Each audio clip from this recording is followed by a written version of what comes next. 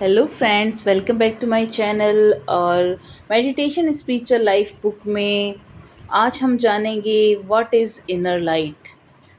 अंतर का प्रकाश क्या है। Intuition, the power of direct vision lies dormant in us. हमारे अंदर का जो डायरेक्ट विज़न, सीधा देखने का जो पावर होता है, जो हमें सहज बोध करा देता है किसी भी चीज़ को, हमारे जो अंतर ज्ञान का हमें बोध करा देता है, वह सुप्त अवस्था में पड़ा हुआ होता है and it should be regained. इसको दोबारा प्राप्त किया जा सकता है। Through that alone come the glimpses of higher realities. How to develop this higher power of intuition. तो आज हम जानेंगे कि ये जो इंट्यूशन की हायर पावर है, ये हम किस तरह से हमारे भीतर डेवलप कर सकते हैं। Just watch how you enter into sleep and how you get out of it. तो सबसे पहले हमें ये देखना होगा कि जब हम निद्रा में जाते हैं तो हम उसमें कैसे एंटर करते हैं और किस तरह से निद्रा से बाहर आते हैं। You will find at first the sense organ are withdrawn back into the mind. Then the thoughts disappear and you will have just a vague eye consciousness. Finally, this eye merges into deep sleep. So when you wake up, the reverse process happens. तो यहाँ पर ये clear किया जा रहा है कि जब हम गहरी निद्रा में जाते हैं उस समय हमारी जो इंद्रियां हैं वह हमारे दिमाग से जो भी हमारे सेंस ऑर्गन्स हैं वो विड्रॉन बैक हो जाते हैं, यानी वापस हमारे दिमाग से दूर हटने लगते हैं और हमारे जो थॉट्स होते हैं वह धीरे धीरे करके गायब होने लगते हैं। फिर हमें जो स्थिति आती है एक ऐसे अस्पष्ट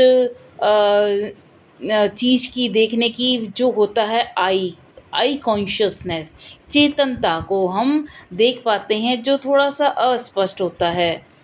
लेकिन finally this I merges into deep sleep, और जो हमारा जो सेल्फ है वह मर्ज हो जाता है, वह उसके अंदर डीप गहरा चला जाता है हमारी स्लीप के अंदर।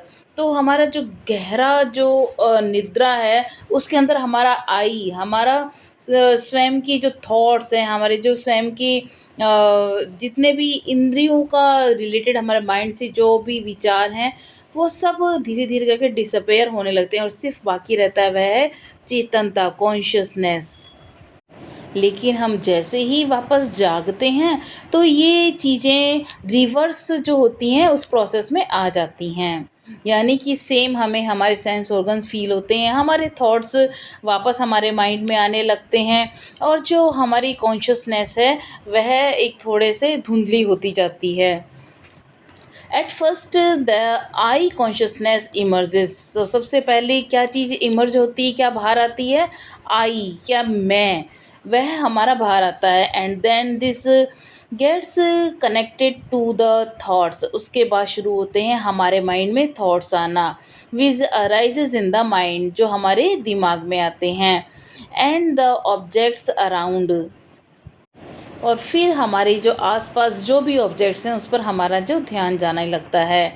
सो just after waking up there is a shadowy intermediate period when you retain pure eye consciousness for a second।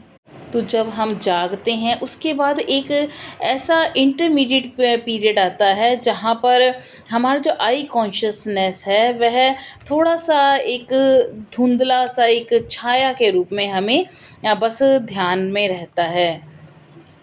वह कुछ सेकंड्स के लिए होता है। So at that point the world appear like a shadow.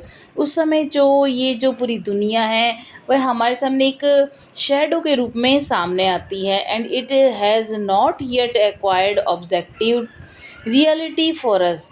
Something of this pure awareness should be attained consciously during our waking hours.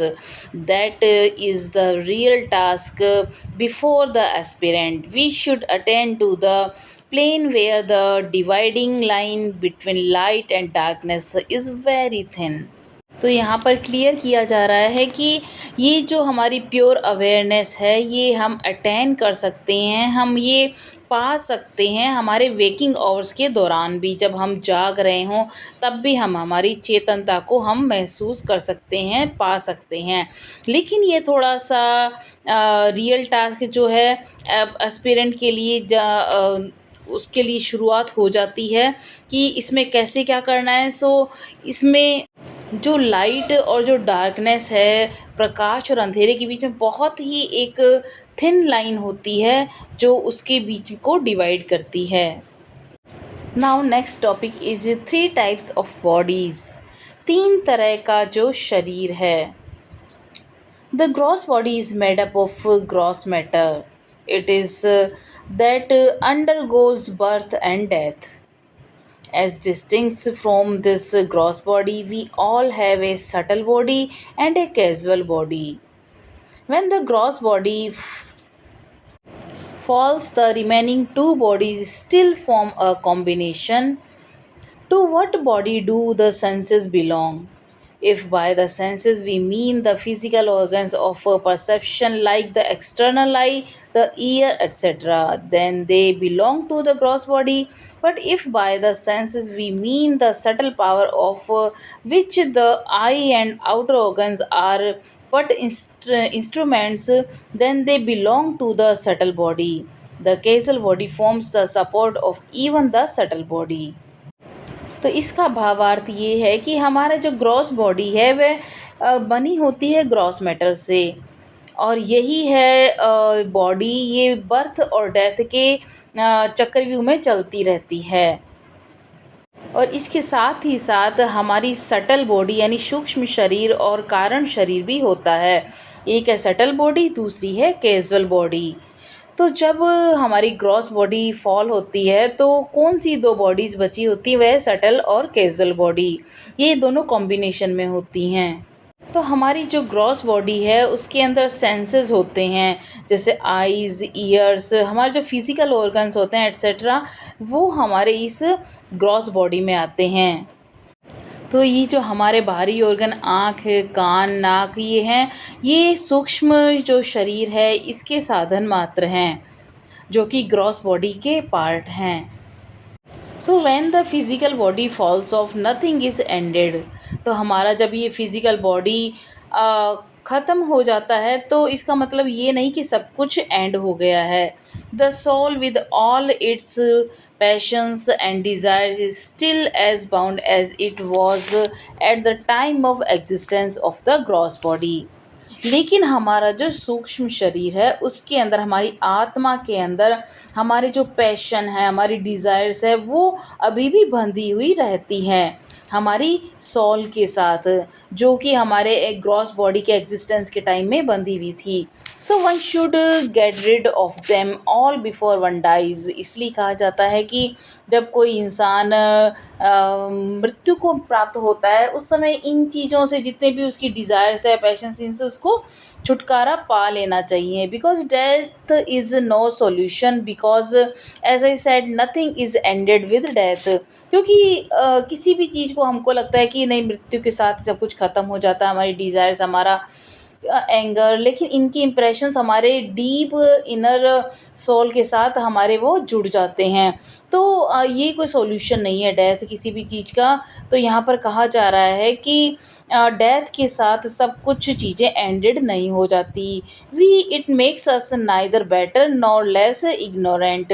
और ये हमें अच्छा भी नहीं बनाती और ना ही हमें इग्नोरेंट बनाती हैं। So we must realise that the principle which is beyond life and death.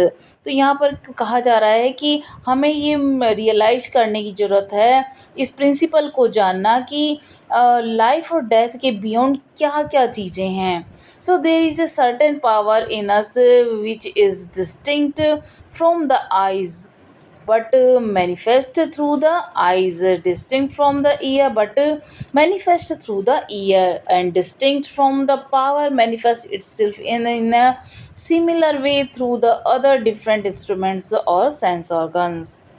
अर्थात हमारे भीतर ही एक सर्टेन पावर है जो कि इस आई से है, हमारी जो आँख से अलग है, पृथक है, लेकिन ये मैनिफेस्ट की जा सकती है आँख के थ्रू।